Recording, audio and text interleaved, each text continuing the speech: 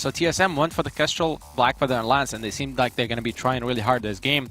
That composition works really well because it keeps their distance away from the Rhyme, which is his weakness. If you are being able to kite him, if you're not playing in his melee range, you can easily play effectively against him. But if you bring out a Baron, then TSM is forced to dive on you because late game you outrange them, and Kestrel is not the best at diving. Even if they do dive TSM, then they will be in Rhyme's melee range. However, Cloud9 again going for the Vox, not the Baron. Baron is not one of Old School's favorite picks, so that could be a hero pool issue as well. Yeah, I mean, when Vox is available for Cloud9, typically they'll grab that Vox. That's something that they are very comfortable playing, and it's something that they have a lot of success on as well. So how are we feeling this one is going to be panning out? Obviously, very strong composition for Team Solo Mid. With the Blackfeather and the Kestrel, typically when you get those two picks together, it looks like a strong composition by default. Yeah, it does, definitely does, but at the same time, Rhyme, Lyra, Vox also looks like a very strong composition by default. We've talked about the fact that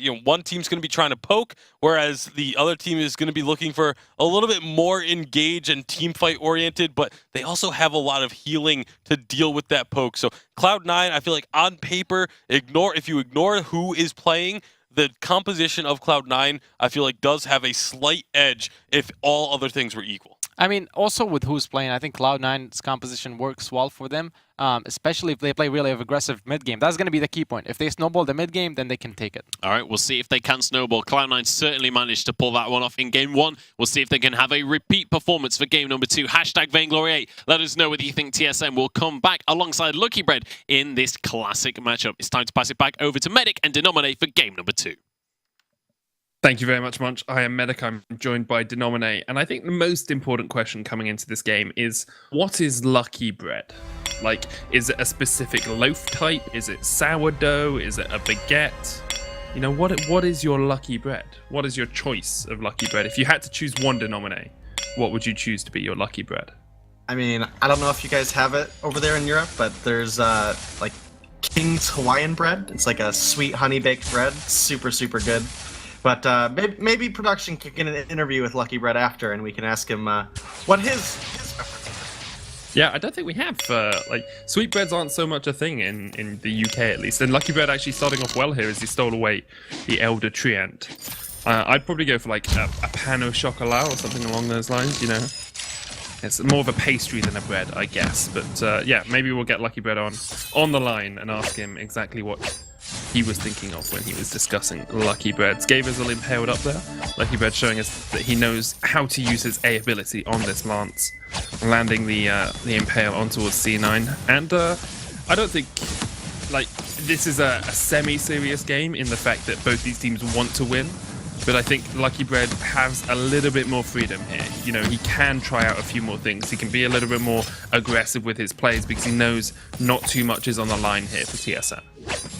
Now, they still get the first place regardless of what happens, so at the end of the day, even if they lose this matchup, they may lose out for the week, but they finish the season in first place, and obviously, as we talked earlier, that gets them their world spot, and that's got to be the most exciting thing for them right now. There's a slight goal lead going over to TSM. As you mentioned, Lucky Bread was able to steal away that Elder Treant, so pulling a little bit of a Gavizzle play there. He is. Lucky Bread gets taken low. The Old School looking for the first kill, gets it. First blood goes over to C9, but Gaviz was now going to get chased down by Best Chuck and Von C. No escape for him. 2 kills for TSM. They only lose 1. It's only Lucky Bread who falls. Yeah, only Lucky Bread falls. They find 2, so first blood advantage does go over to the side of Cloud9, but losing out on 2 kills evens that up pretty easily. So gotta get back into this game and look to see if Old School is gonna make a over-aggressive play like that again. For the captain, more specifically. It would have been one thing if he would have at least killed Best Chuck and denied his opponent laner some farm. That wasn't the case. He took down the captain and traded his life and his captain's life away, so maybe not the most worth trade of his life, but if this game's anything like Game 1, it's going to be Cloud9, turning things around really quickly. We're going on to Old School once again. TSM 3-1 up. At least these games are fun, They might not mean much, but both teams very willing to be aggressive early on. 3 minutes in, we've got 4 kills already and a 1,000 gold lead for TSM.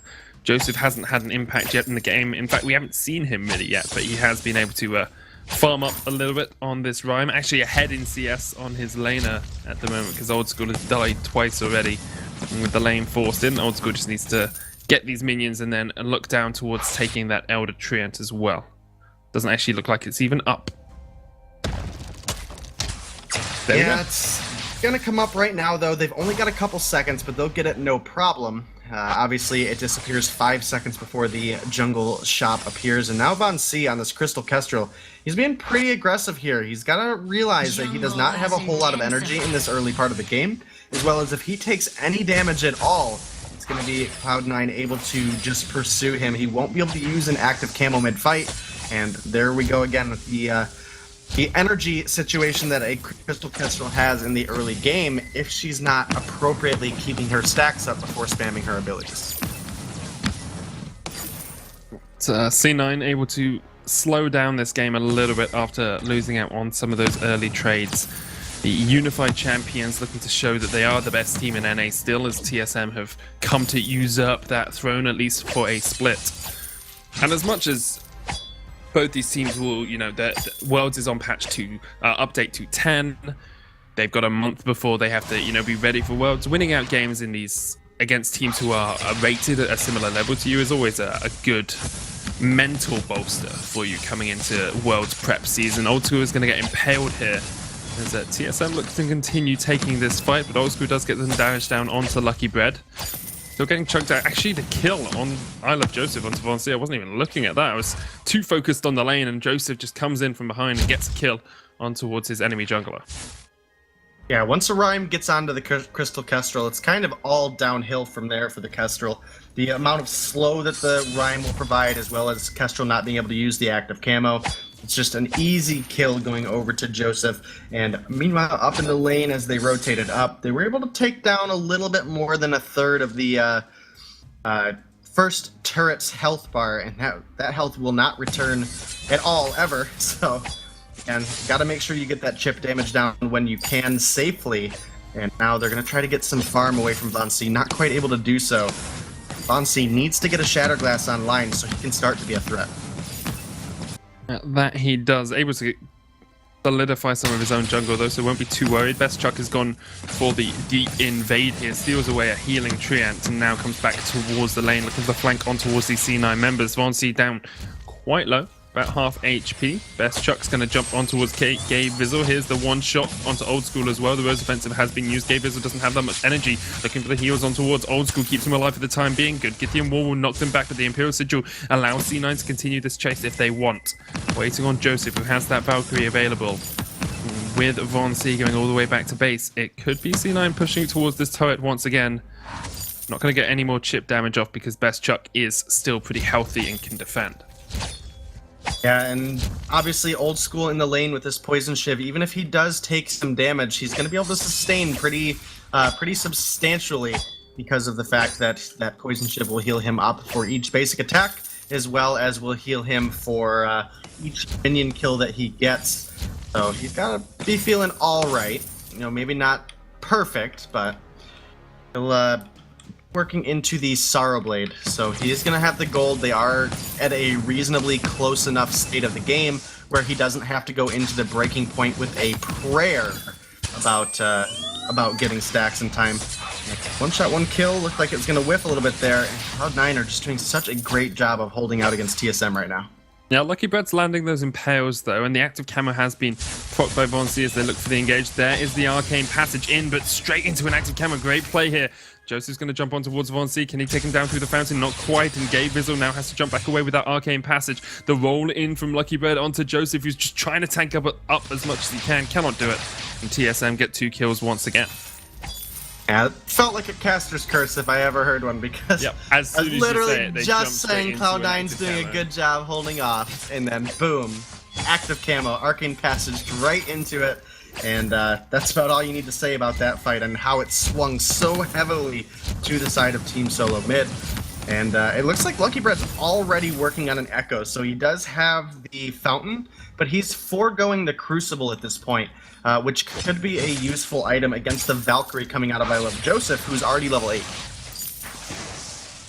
He is C9 looking to take down their first turret. The one shot coming in. Here's Lucky Bread once again. Good Githian knocks him back. Best Chuck jumps onto Old School. The Impale doesn't connect, but Old School is already so incredibly low. Has to try and get away. Here's Joseph with the Winter Spires. Already Old School's dead. Joseph comes in trying to get the stun lock on towards Best Chuck, but just can't do enough damage at the moment. With only a Shatter Glass, he's really not doing enough in these fights. And TSM looking pretty strong coming into the mid game here. Von C with that CP Kestrel is landing quite a few glimmers and doing quite a bit of work as TSM push towards this turret. Good double Impale. Once again, Lucky Bread on this Lance has been a godsend for TSM in this second game. Great Githian walls. The Valkyrie comes out and Old School actually in with the chase. There's a great wait for it off towards that backline. TSM lose 1. Might lose a little bit more as C9 can go for the chase here. Lucky Bread jumps across with the Impale, but C9 instead will turn their eyes towards getting a turret of their own. Yeah, and that's a good turnaround for the side of Cloud9. There's no way Von C is going to be able to come up here and contest the amount of damage that they're able to put out. One shot will hit Old School, but without any ability to follow up, it's more of just a tickle because he's going to be able to recall and heal up and going to get to shop as well. So that Sorrow Blade will be online as well as getting himself some armor. And he's got about 50 seconds left on his healing flask. But the next time he makes it to shop, after that healing flask is used, he'll probably sell that off and start going into the breaking point from there. We'll have to wait and see as they will be starting to shop up now as well. Let's quickly look across the items. Best Chuck, as we said, with that breaking point finished. Got Old School sitting on this Sorrow Blade and the Poison Shiv, and Joseph has got the Eve Shatterglass combo finished now, so perhaps C9 can take a fight. They're only 600 gold behind. It's not a monumental amount at all. And although TSM have had the better of the first half of this game, C9 are still in a pretty strong position. We've got Contraption finished on towards the Lyra now as well. Lucky Bread looking for the engage, doesn't quite land the Impale. Best Chuck continuously landing those on points. Gabe was just looking for the chase in. Arcane Passage by Bulwark comes out. There's an active camo there. Joseph takes a lot of damage, but look at how much Von C's taking. Best Chuck's taking in response. The Githian wall knocks him back once again. C9 win the first part of this trade. No fountain for them. The Impale. Gabe Vizzle goes down. And that's no more healing for C9, and you can see Von C can sense it. He has no fear of running into that backline. The active camo on towards Old School. Can't quite get the stun. And it looks like Lucky Bread will get chased out towards the bottom side of this fight. He's rolling across these walls, though, and actually manages to escape from Old School. The chase in doesn't quite get him. And meanwhile, in the lane, Joseph wins out the fight against Von C. Von C was looking to set up an active camo underneath Joseph, but he used a Winter Spire at the exact moment, trying to clear out the wave and get the wave forced. It clipped Von C, knocked him out of his active camo. The Valkyrie came down on Von C's head, and they were able to get that extra kill as well. Now, with the gold mine, they have taken a gold lead finally for the first time in this game, and it might be really looking to start to push some heavy aggression. The healing flask was sold out by Old School, but he's gone into an Aegis, or working towards that Aegis at least, since he's, came into so many situations where he's been in an active camo, and I think it's a smart purchase. They've been able to trade out evenly enough in the fights that he doesn't need the breaking point necessarily as much as he needs just to survive. That is one of the major issues for them, because it feels like C9 are engaging quite heavily on towards Von C, and as soon as he active camos, they just get stun locked up, and TSM able to win the fight because of that. So having an Aegis, having that little bit of extra protection will help them out. And C9 have been able to win out these last couple of fights. Joseph doing a great job on the Rhyme. One of the reasons he is so effective throughout this patch. And I'm really looking forward to seeing these next couple of fights, because the teams are incredibly evenly balanced. There's only 1,000 gold between them. And C9 do not have the sort of massive advantage that they had in Game 1. No, it's definitely a much closer game this time around, and I think it's because of the much more favorable draft this time. I mean, you can sit back and say all day that, draft doesn't make the world of the difference, but when you get outdrafted that hard and lose the early game that heavily with a CP Rona, it's very difficult to make a comeback at that point. And so they're on much more even footing, and this Lance is having such a massive impact as well. Just the ability for Lucky Bread to shut Old School down every time he gets near a wall. It's giving Von C and Best Chuck a little bit more time in the fight to really have their impact that they're looking for.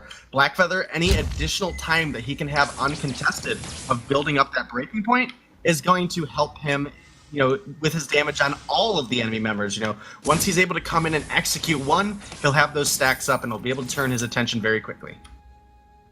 You can also see the vision advantage that C9 are able to bolster with this contraption early on, you know.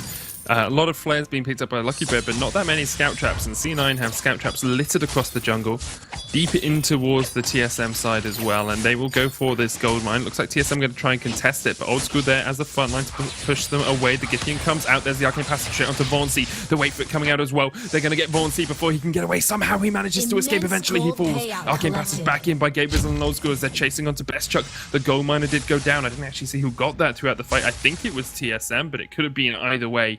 C9 do win out the fight in the end with 2 kills, equalize that kill score at 7-7. I do believe that was TSM that was able to take down that gold mine, and they do lose out on 2 for it though, and this is kind of where we get into the question, okay, was it worth getting the gold mine? Because now you've lost Lucky Bread, you've lost Von C, and you might lose your second turret here, and actually it looks like C9 just going to go ahead and turn their attention to the jungle and take away a whole rotation and a Crystal Sentry, and that's a pretty decent amount of gold going over into their pocket now. They didn't get that objective so heavily done, but you know, they'll be able to get over to the shop now. Old School is getting closer to that breaking point. Not quite there, but he's going to have the gold to reinfuse, and now they can look to be aggressive again, and the Resonance Bounce is doing such a great job of bringing Von C out of that active camo. Exactly what C9 want to do, actually just proxying this wave as TSM have pushed forward in the lane. They're waiting for Von C to reveal himself. Gabe Vizzle doesn't have any stacks on that contraption at the moment, so no flares in his back pocket. Pops one down as well, still no flares. He needs to get some for these next fight. He needs to be able to track Von C throughout the fights, and there we go, flares, 5 of them now sitting in the inventory for Gabe Vizzle. And Best Chuck lands an on point. Here comes the engage with the War Treads, trying to catch out Lucky Bread. Von C getting himself away, but Old School is on the chase. Old School puts the wait for it down, and Von C falls first. Best Chuck trying to do what he can, but TSM may have fallen to this fight. The Valkyrie comes out. Best Chuck forced away from the rest of C9, and he will fall right at the end here as well. Old School somehow surviving. Lucky Bird just cannot do anything to keep C9 away from his backline. He will fall as well. It's an ace for C9. The Kraken alive, the turret going down as well. C9 well in control of this game now. Absolutely, and as we get into that last fight, Von C was on the run away, and Old School, I don't think Von C was ready for Old School to dive so heavily for him. A Resonance Bounce coming off of Best Chuck revealed Von C just as he was getting ready to line up the one-shot, one-kill, and then obviously realizing Old School is, okay, he's on top of me, went to turn around and run the other direction, had that ultimate selected, and not only did the ultimate miss, but it also locked him up for about a full second and a half, where Old School was just able to rein in the damage on him, and they were able to find a kill very, very quickly. And off the back of that ace, it's going to be that tier 2 turret going down, as well as the Kraken now marching down Team Solo Mid's half of the lane. And Cloud9 are able to find a fight here. This very well could be the last game of tonight. Definitely could be. I'm interested that Lucky Bread's decided to go for a Clockwork here on the Lance as well. Not going for the Echo, which is something we more commonly see. Instead, for the Clockwork, as the Kraken pushes in, C9 will get their 3rd turret of the game. And they actually go in for the all-in engage with the Arcane Passage onto Vaughan C. He's dead already. The wait for it comes out as well. And now with the Kraken, C9 might even be able to close out the game here. TSM fighting for their lives. They've already solidified that world spot, but it's bragging rights on the line now, and C9 continue to prove that they are the best team in North America. The Kraken will take down the 2nd Crystal turret, and C9 just need to focus down the Crystal now. This will be it. They'll go 2-0 in the series, and they will show why they are the unified champions, the champions of North America. Yeah, Cloud9 came back this weekend with a strong performance against all of the matchups they had. In the end, it ended up being them and TSM, the 2 teams from North America that are going to Worlds. But Cloud9, just like in the seasons past, were able to inch ahead there at the end of the week. It will